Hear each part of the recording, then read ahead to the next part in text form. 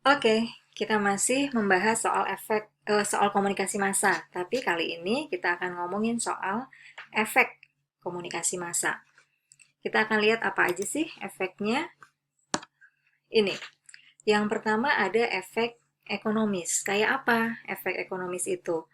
Eh, yang jelas menghasilkan uang. Maksudnya gimana?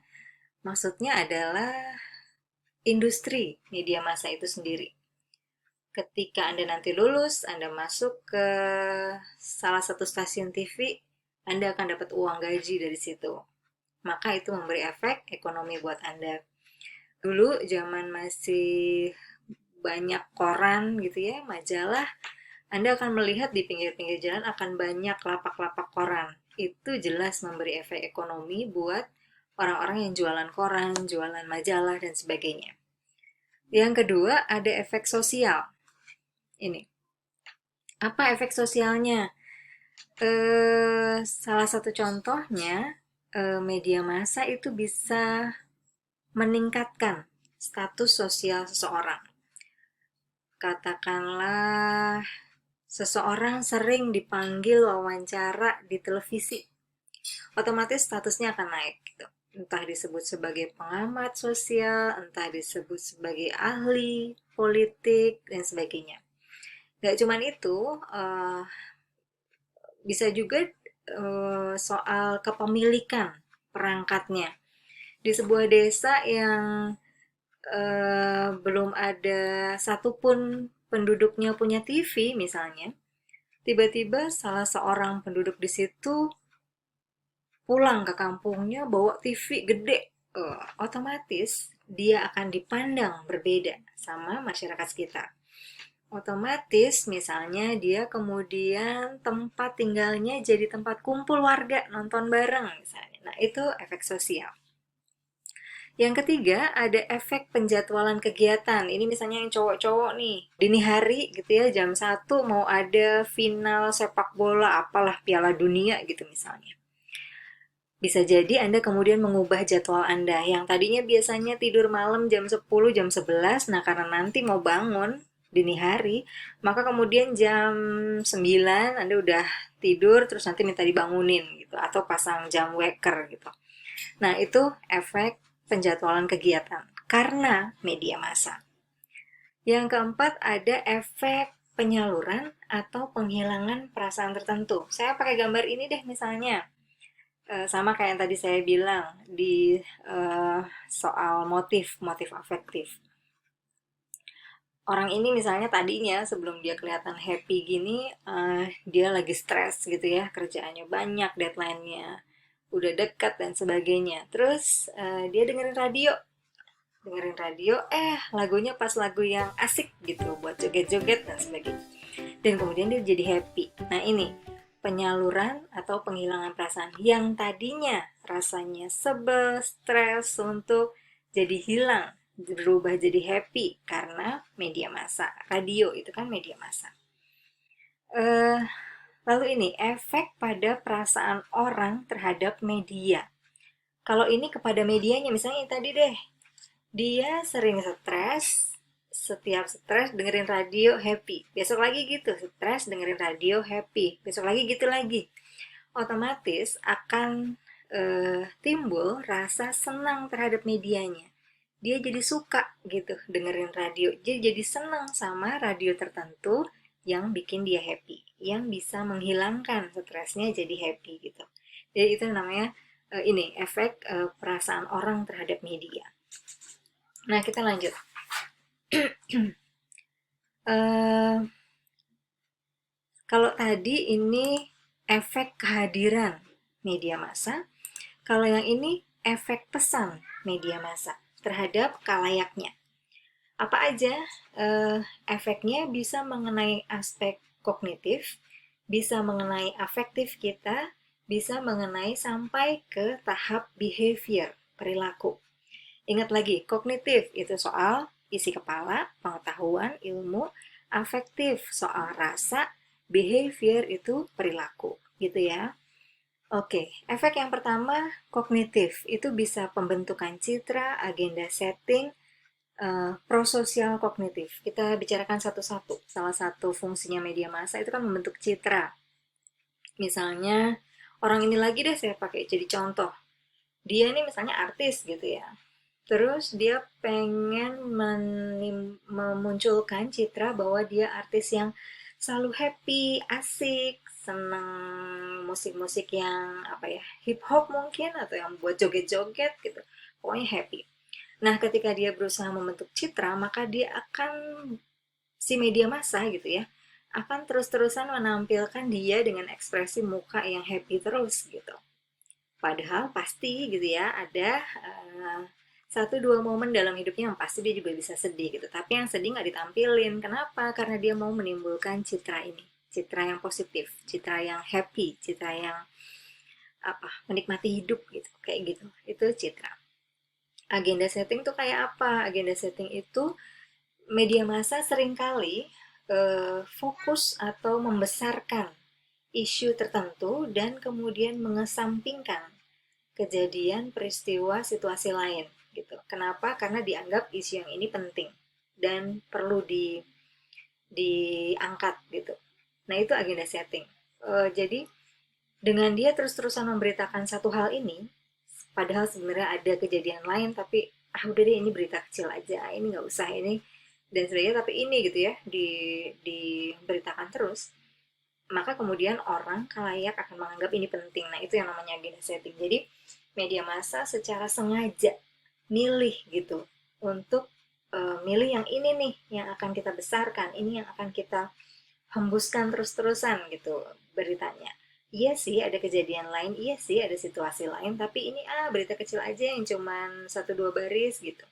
Yang ini tapi gede gitu. Yang ini bisa breaking news setiap hari misalnya gitu. Nah, itu agenda setting.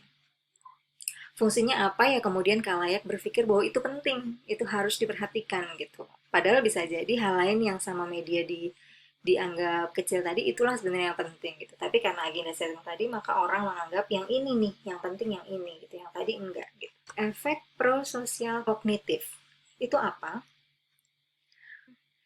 Buat yang punya adik atau keponakan masih kecil, eh, pasti pernah nonton serial Barney, atau kalau versi Indonesianya si Komo lah gitu. Nah, itu adalah eh, contoh media massa, komunikasi massa yang tujuannya membentuk orang punya itu prososial kognitif. Prososial kognitif itu apa?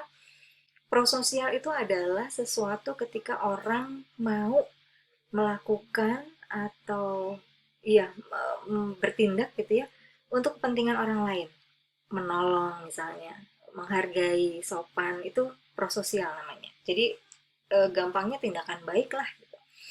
Nah, serial Barney tadi itu kan selalu ngajarin soal yang baik ya, soal sharing, berbagi, soal say thank you gitu ya, bilang terima kasih kalau udah dapet sesuatu, soal say sorry gitu ya, bilang maaf kalau memang melakukan kesalahan, soal macam-macam lah, tapi selalu hal baik gitu. Nah, itu yang namanya efek prososial kognitif. Maka anak-anak kecil yang nonton Barney tadi diharapkan kemudian menyimpan informasi itu di kepalanya soal berbagi, soal caranya berteman yang bagus gitu, caranya ngucapin terima kasih, caranya bilang sorry dan sebagainya, tersimpan gitu ya di kepalanya sebagai sesuatu yang kemudian bisa dilakukan, maka kemudian jadinya ini efek prosocial behavior.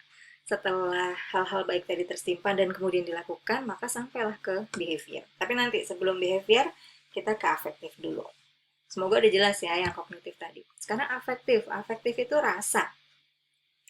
Maka efek media massa ini bisa soal pembentukan sikap atau perubahan.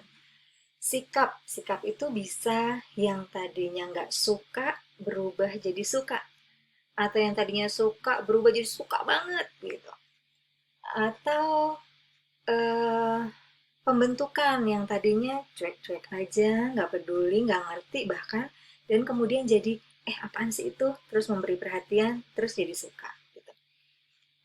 Bisa soal suka nggak suka, bisa soal setuju nggak setuju, bisa soal tadi peduli nggak peduli dan sebagainya. berubah. Nah, itu ini perubahan sikap. Lalu ada rangsangan emosional. Ini jelas ya kayak di tadi lah, dari sedih, dari stres, dari nggak happy jadi happy gitu. Nah, itu afektif. Tapi bisa juga ini, rangsangan seksual. Anda pasti sering dengar berita-berita tentang eh, kejahatan seksual yang kemudian setelah ditelusuri sama polisi gitu ya, ujung-ujungnya dia habis nonton gitu. Nonton apa? Nonton video begituan gitu. Atau habis nonton film-film gitu deh gitu ya, tahu sendiri ya. Nah, itu kenapa? Karena ini media massa ternyata memberi efek ini, rangsangan seksual. Nonton nonton yang menimbulkan rangsangan seksual, terus akhirnya jadi pengen, dan akhirnya kemudian jadi behavior, jadi perilaku, terus akhirnya dilakukan karena nggak punya pasangan, terus yang dilakukan kemudian sama orang yang bahkan nggak kenal gitu, maka kemudian jadi kejahatan seksual gitu. Nah itu, lalu kita masuk ke behavior, perilaku. Udah ya, saya dari tadi sih sebenarnya udah dari kognitif akhirnya jadi perilaku. Misalnya tadi yang Barney, perbuatan baik jadi benar-benar melakukan. Nah itu eh, efek behavior prososial. Agresi, kalau agresi kebalikannya, agresif. Jadi kalau ini perilaku yang kasar, yang jahat, yang menyakiti orang lain gitu, nah itu agresi. Dulu, zaman dulu ada acara namanya Smackdown. Nah, ketika acara itu tampilkan, sering kemudian muncul berita anak kecil yang main sama temennya, akhirnya banting-bantingan pakai cara-cara yang kasar. Nah itu, media massa bisa memberi efek agresi. Ya. Imitasi. Imitasi itu meniru. Nah, samalah Smackdown tadi kan imitasi. Anak kecil nonton, terus niru-niru. Di TV ada begitu, coba gitu. Ikutan gitu. Sugesti ya kira-kira begitu. Sugesti itu kayak membuat kita jadi terdorong untuk melakukan sesuatu gitu. Nah, tentang imitasi dan sugesti, kalau Anda baca di buku psikologi komunikasinya ini, Jalaluddin Rahmat, Anda akan menemukan beberapa hasil penelitian gitu ya, cerita gitu ya soal penelitian, yang salah satunya bilang gini, angka bunuh diri ternyata berdasar penelitian itu meningkat setelah ada berita tentang bunuh diri di suatu daerah. Jadi misalnya daerah itu ada koran gitu ya, nih ada orang hari ini bunuh diri di sini, begini caranya gitu. Ternyata dalam beberapa waktu kemudian akan terjadi lagi eh, peristiwa itu. Nah itu kita bisa masukkan itu di sini, gitu ya, bahwa media massa ternyata membuat orang melakukan imitasi, meniru. Nah, ini makanya penting kalau Anda nanti terutama setelah lulus masuk dalam dunia media massa, Anda perlu memikirkan ini. Apa yang Anda beritakan, apa yang Anda angkat gitu ya di media, itu punya efek loh ke orang-orang. Maka penting buat Anda mempertimbangkan baik-baik. Oke, saya mau bikin acara ini gitu. Acaranya bakal seru nih. Tapi efeknya gimana? Oke apa enggak? Eh, efeknya positif apa negatif?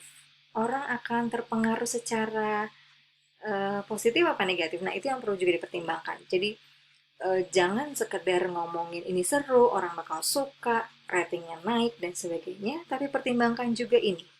Apakah efeknya terhadap khalayak, terhadap penonton akan menuju ke arah yang positif atau negatif. Nah, itu kira-kira yang bisa kita bicarakan hari ini dan uh, di tema ini gitu ya, di tema komunikasi massa. Semoga Anda jelas dengan apa yang saya sampaikan. Jelas tidak? Tentu Anda bisa mencari informasi lebih banyak di buku, di sumber-sumber lain, jurnal lah, internet banyak soal tentang psikologi komunikasi, khususnya komunikasi massa. Terima kasih.